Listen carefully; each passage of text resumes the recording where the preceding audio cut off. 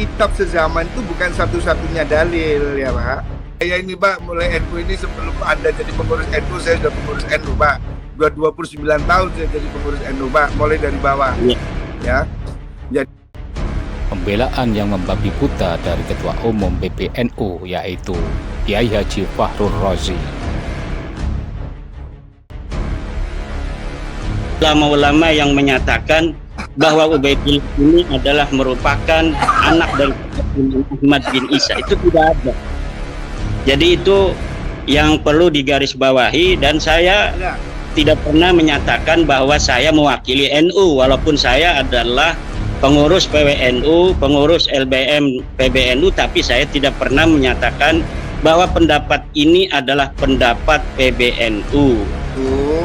Sampean itu selalu pakai situsnya RMI NU.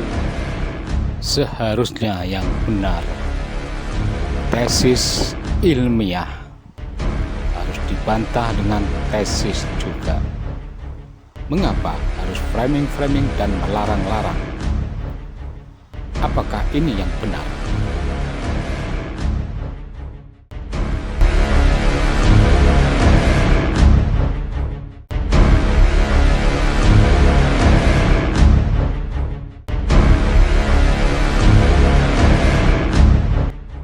Dan asal Anda tahu ya Pak, masalah ini sampai dibahas di rapat gabungan PBNU. Tapi saya tidak perlu bocorkan di sini ya, supaya Anda tahu. Tesis Kiai Imaduddin Usman tidak boleh dibawa ke organisasi.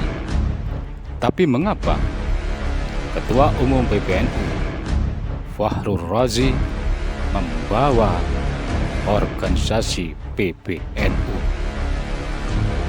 Kita barusan tahu dan kita barusan dengar.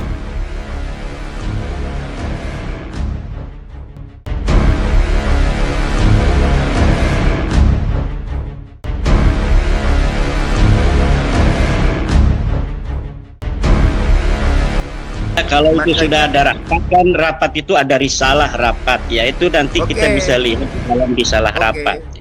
Anda bisa cek ini, ada yang ikut rapat. Kemudian, tapi ini belum waktu yang saya keluarkan karena ini masih ada beberapa pertimbangan ya. Tapi yang jelas Anda jangan gunakan situs RMI untuk berpolemik. Kenapa Anda dikatakan menggunakan nama NU? Karena Anda selalu menguploadnya itu di RMI PBNU. Jangan membawa NU ke konflik ini ya. Bahwa Anda harus cukup pede dengan pesantren Anda. Jangan bawa simbol NU. Tapi kan Anda selalu pidato di mana-mana itu membawa NU, simbol-simbol NU. Ya ini yang tidak boleh Pak. Karena ini memancing keributan. Anda tahu di PBNU itu ada 9 orang pengurus yang habaib. Nah, dari sini kita mengetahui dari pembicaraan Kiai Fakhrur Razi bahwasanya di dalam PBNU terdapat 9 habaib. Dulu tidak ada yang namanya habaib itu menjadi kepengurusan PBNU.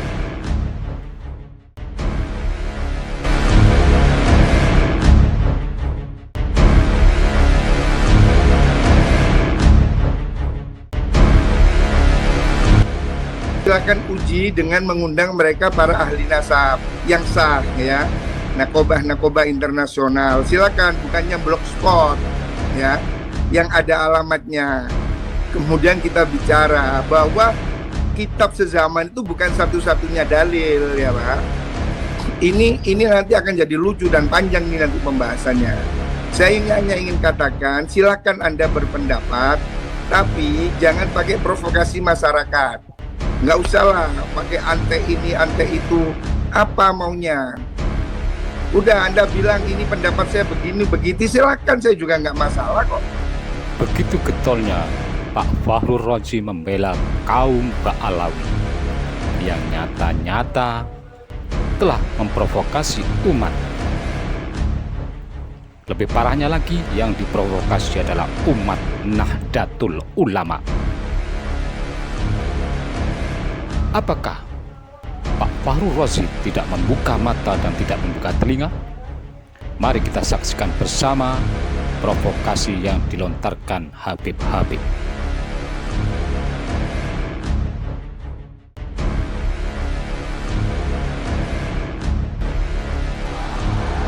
Presiden goblok. Udah menteri agamanya saudara sesat, kurang ajar, korinya kacau, istananya menjadi istana iblis.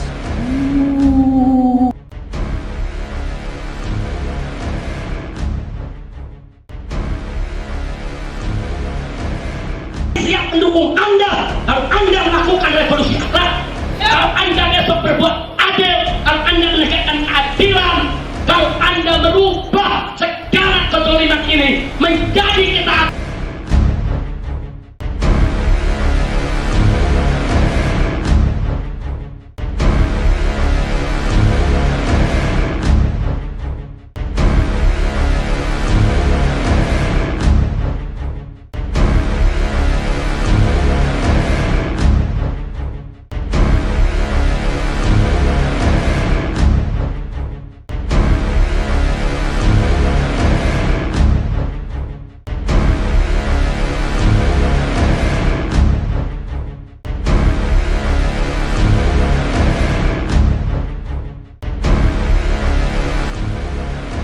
Ketika NU didirikan, apakah ada para habaib itu yang ikut mendirikan NU? Kemudian, tahun berapa NU didirikan? NU didirikan tahun 1926. 2 tahun kemudian para habaib ini mendirikan organisasi sendiri namanya Rabita Alawiyah. Kalaulah para habaib ini, para Ba'alawi merasa Nahdlatul Ulama ketika itu adalah merupakan bagian dari mereka juga secara teologi, secara kepercayaan, keagamaan dan sebagainya, maka cukuplah ketika itu mereka bergabung dengan Nahdlatul Ulama. Tapi karena mereka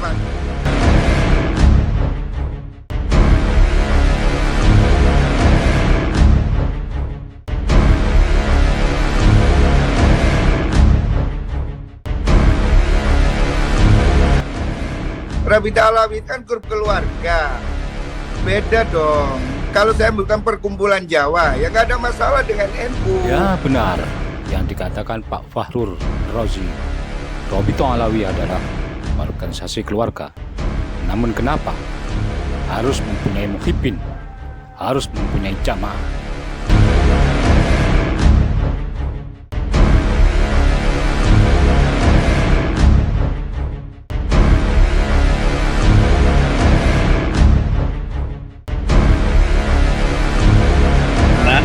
pencatat keluarga ya cukup sebagai pencatatan, tetapi ini perkumpulan kayaknya ingin juga sama seperti Nahdlatul Ulama.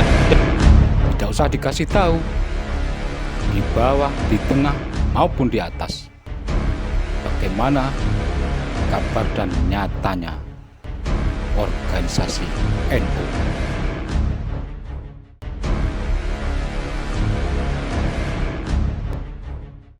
Semacam Pak Fahrul ini melihat kenyataan yang ada di bawah, apa yang terjadi di tengah warga kita, warga Nahdlatul Ulama, terkait dengan irisan para habaib yang diagungkan oleh para kiai-kiai NU, tetapi kemudian mereka justru tidak menguatkan NU. Siapa yang berani untuk menghina Hasyim Asy'ari? Tidak ada yang berani menghina Hasyim Asy'ari di Indonesia ini kecuali dari Ba'alawi Faisal Asgaf. Bagaimana terakhir Twitter dia menghina ketum PBNU kita, Gus Yahya? Tidak ada yang lain yang berani seperti itu kecuali dari Ba'alawi. Ini juga harus menjadi perhatian Pak Fahrul dan para petinggi NU lainnya.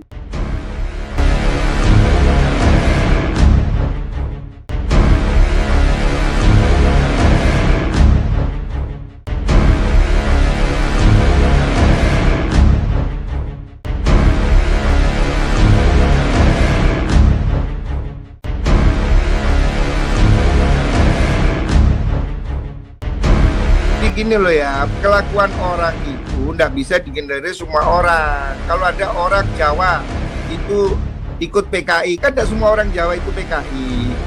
Jadi saya ini tidak mau ini menjadi satu klan. Jadi ada orang melarang banser ya dia. Ada orang seperti Nur Sugi, kan dia tidak boleh mewakili orang Jawa. Ada orang NU seperti Kiai Benu yang kemarin telepon Tuhan. Apakah itu NU? Terus NU adalah menelpon Tuhan? Nggak bisa begitu, Pak.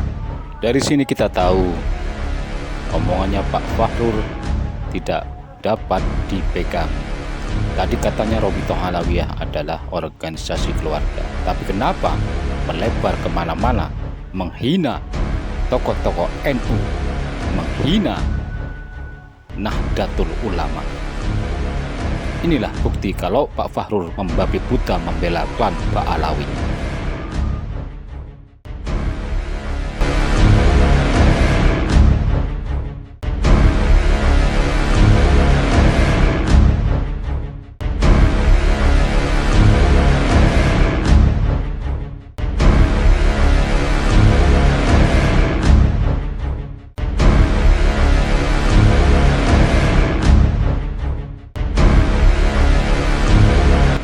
Itu sudah saya serahkan, saya kirimkan pertanyaannya kepada Rabita Alawiyah dan mereka tidak bisa menjawabnya karena memang nasab mereka itu terputus, maudhu'un munqati'un, batilun, tidak bisa dijawab.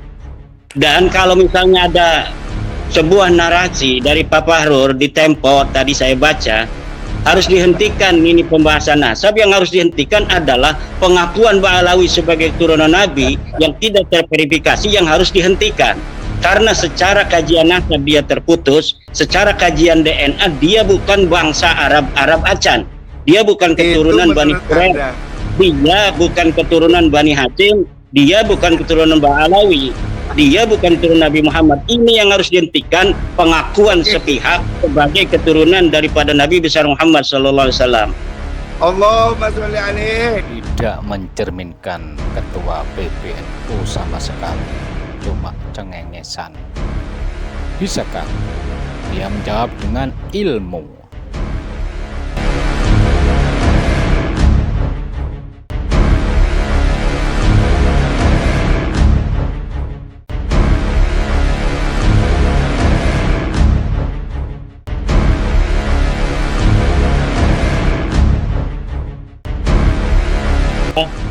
Saya serahkan, saya kirimkan pertanyaannya kepada Rabita Alawiyah dan mereka tidak bisa menjawabnya karena memang nasab mereka itu terputus, maudhu'un munqati'un, batilun, tidak bisa dijawab.